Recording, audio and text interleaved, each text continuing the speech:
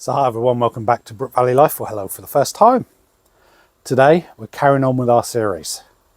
The series of putting together an Olympic recurve bow. So how far have we got? Exactly this far. So what we got here, we've got our riser, we've got our limbs attached which are all aligned. We've got our string on, which was strung properly using a stringer, not around your leg. That still winds me up. We've got our brace height set, distance between the throat of our grip and the string. We have our tiller set, both top and bottom, mine's neutral. We have our, sorry, I just knocked my microphone. We've got our button in there with the center shot. Center shot is where your arrow is sitting on your rest. We've got our rest on. We've got our clicker in place. Not set yet, just bolted on. We've got our sight bolted on as well, and again not set for any different distances, it's just bolted on at the moment. And yeah, what's next? So in this video what we're going to do is we're going to start adding stuff that will make us more stable and also reduce any vibration as well. So if you have a cheaper bow or a bow that vibrates a lot, you can add things to your bow to stop it vibrating. I like a nice dead bow in my hand, so when I shoot it's a thud and that's it, there's nothing else. Some people prefer bows that jump a lot, but I don't. So what can we add to our bows?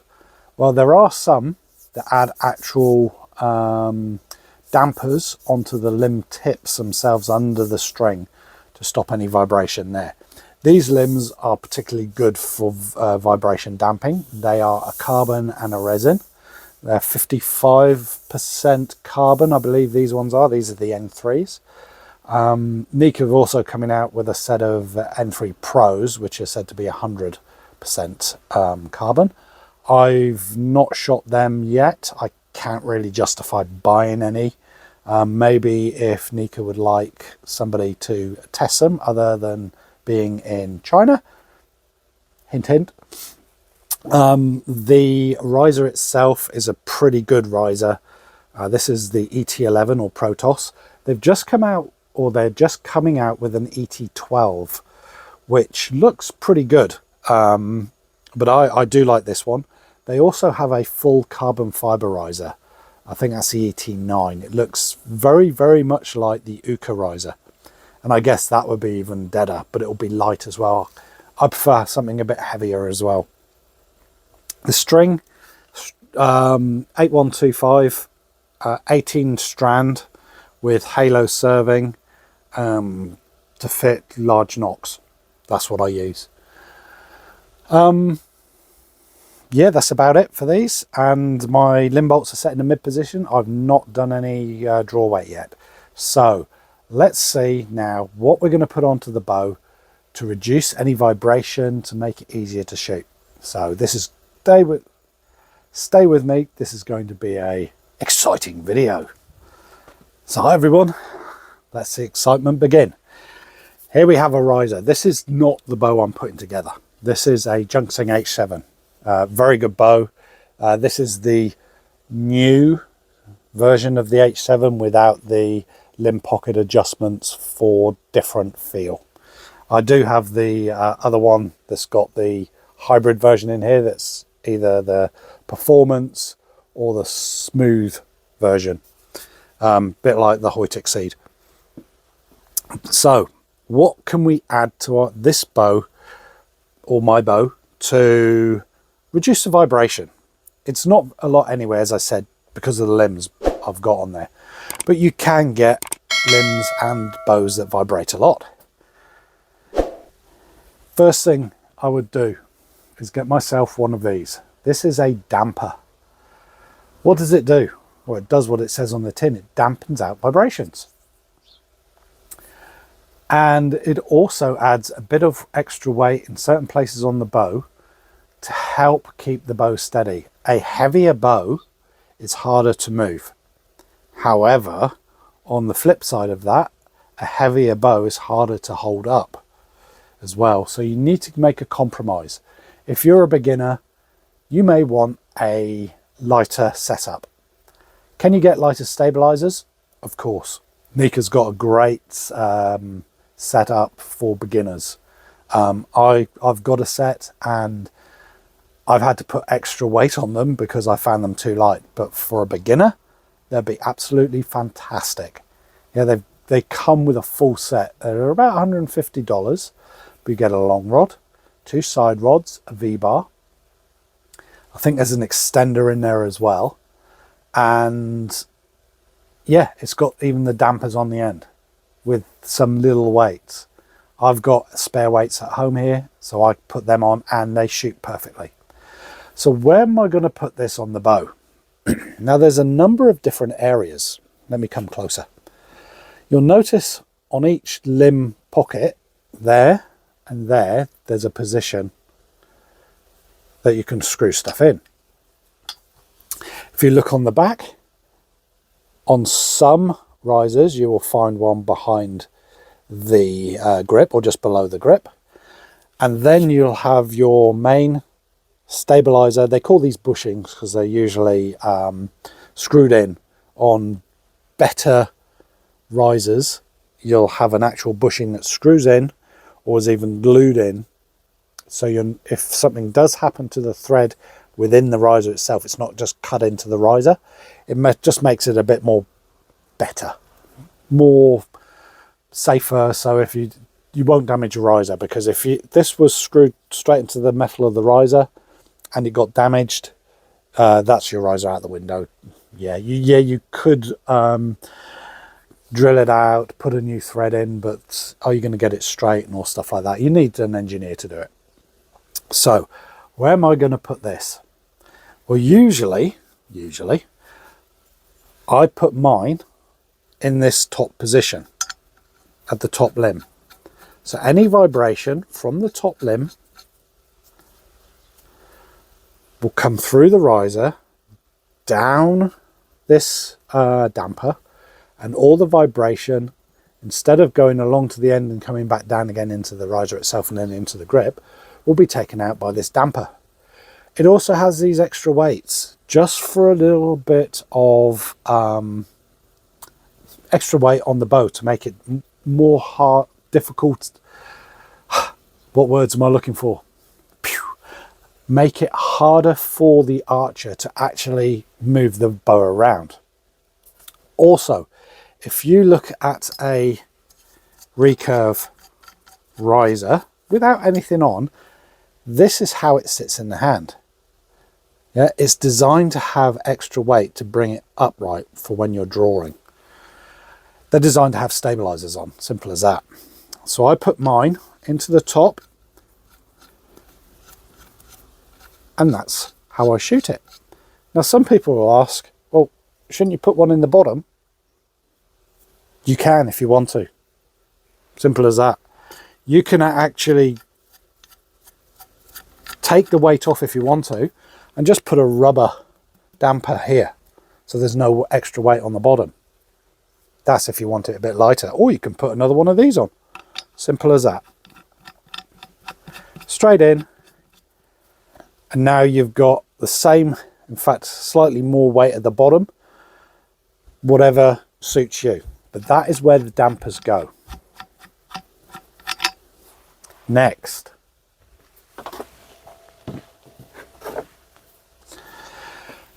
we have our stabilizers. Now this is a long rod, a solid long rod for a stabilizer. It's a cheap version. This is a Toe Point Top X. It's a 30, I think it's a 30 inch. I can't remember. It's either 30 or 32 inch. And what I've done is on the end, I've put in some extra weight just here and just here. So I like to say, think of a tightrope walker. When they're doing their tightrope walking, they've got their big bar that helps stabilize them and keep them steady. Sort of what this is doing. But what this is going to do is bolt onto the front of your riser, and you're putting weight way out in front of you like that. But what good's that going to do? Well, what it's going to do is it's going to make the riser more difficult to move around. So instead of being able to, side to side, up and down easily, if I've got this attached in the front, and all it does is screws in, just like, hopefully this will go all the way, like that. Yeah. Now, when I hold it, one, it brings the bow upright, and when you're drawing as well, it makes things more stable again. But it adds some weight to the riser, but it's harder for me to move my riser because that end takes a lot of effort.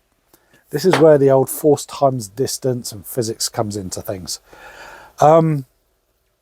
But for a beginner, all they need to know is having a weight out there makes it harder for this end to actually move, to makes it more stable. So you're not moving around all over the place. Yeah, you're more stable. Will you move around? Of course, everyone moves around. If they didn't, everyone would be hitting the 10 all the time. But stabilizers do come in different lengths. They come in different weights. They come in different sizes. They come in different lengths. I always put an extender between the riser and what goes in between these two things. And what does go in between these two things?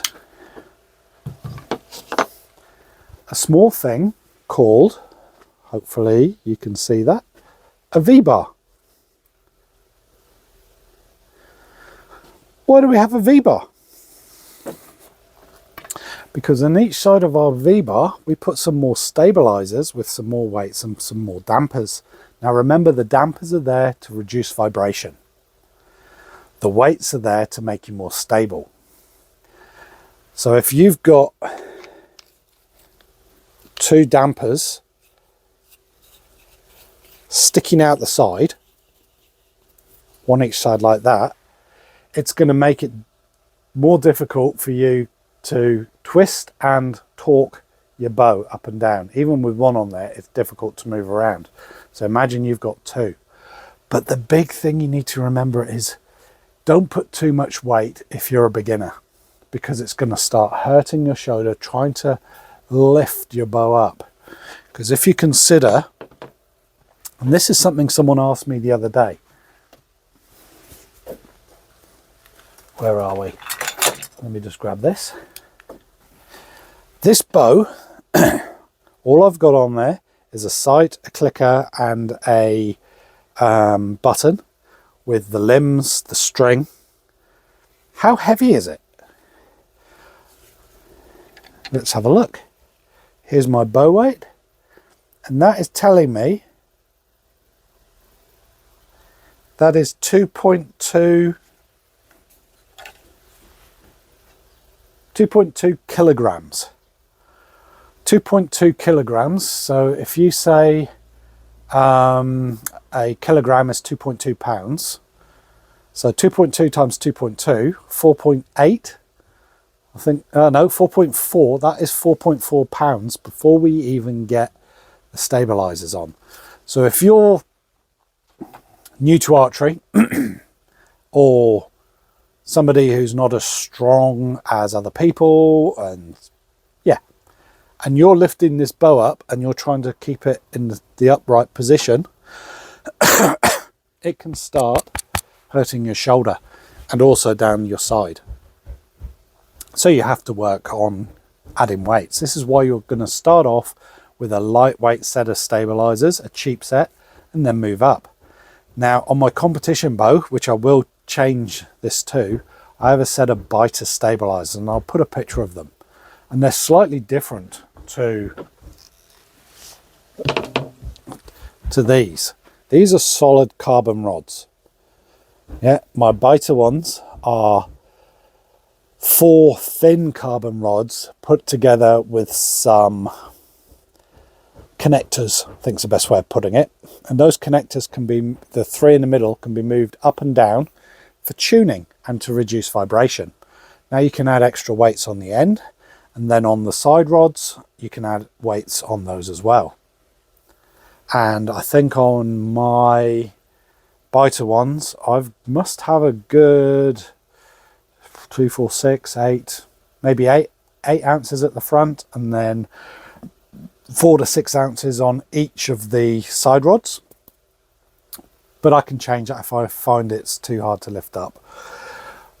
But excuse me, the stabilizers, they're there to reduce vibration and to make you more stable. And it is just screwing in, whoops-a-daisy, a thread into a threaded hole. Now this V-bar, I haven't talked about the V-bar at all.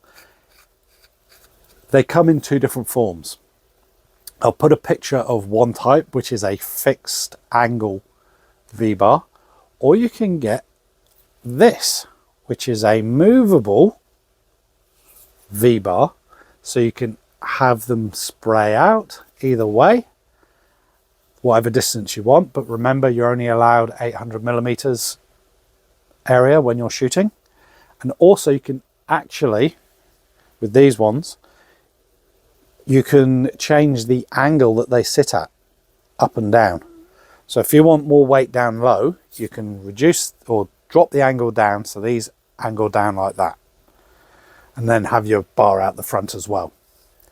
So what I'll quickly do is I'll put these onto my bow, then I'll show you what we got. And there we have it. We have our, hopefully you can see, let's get this up, our long rod with our extender, our V-bar and our side rods, and we have our damper at the top. And now let's check the weight this is now at. Before it was 2.2 kilos. I'll put the American version up as well for all our American friends. Now, how much do you think that's gone up to? 3.6 kilos. So from 2.2 to 3.6, it's gone up, what's that, 1.4 kilos with just what I've added on. So 3.6 times 2.2, oh, we're getting 7-8 pounds now. I'll put the correct what it is. But there is our put together recurve bow. And yeah, it's heavy. However, it's stable. But I would always say, oh, if you want to remove weights, remove weights. It doesn't matter. Don't try and look. You're only going to hurt yourself, let me put it another way, if you use too much weight. And no one's going to look at you and think, oh, look at that weakling. Yeah, it doesn't come down to stuff like that. It comes down to how well you shoot. You can get someone with a lightweight bow that shoots better than someone with a heavyweight bow. I've shot with people who were shooting 50 pound off the fingers, and I was shooting 36, 38 pound, and I was shooting better than them. It doesn't all come down to draw weight. In the wind, it does help if you've got more draw weight, but we'll cover that another time. So here's our bow together. There are one or two more things we need to look at, but that'll be in the next video before we start really tuning. So I hope you've enjoyed this video. If you have, please hit like, subscribe, all the other good things you do. Hopefully you've enjoyed this. Leave a comment. Tell me what stabilizers you shoot. Yeah. Do you use V-bars? Do you just use a single stabilizer? Even you hunting guys, do you use a stabilizer front of your compound bow? Yeah. Is it there as a stabilizer, or is it there as a little bit of extra weight to help you steady yourself? Stick everything down in the comments. I will catch you next time. Keep shooting. Have a great day. Bye-bye.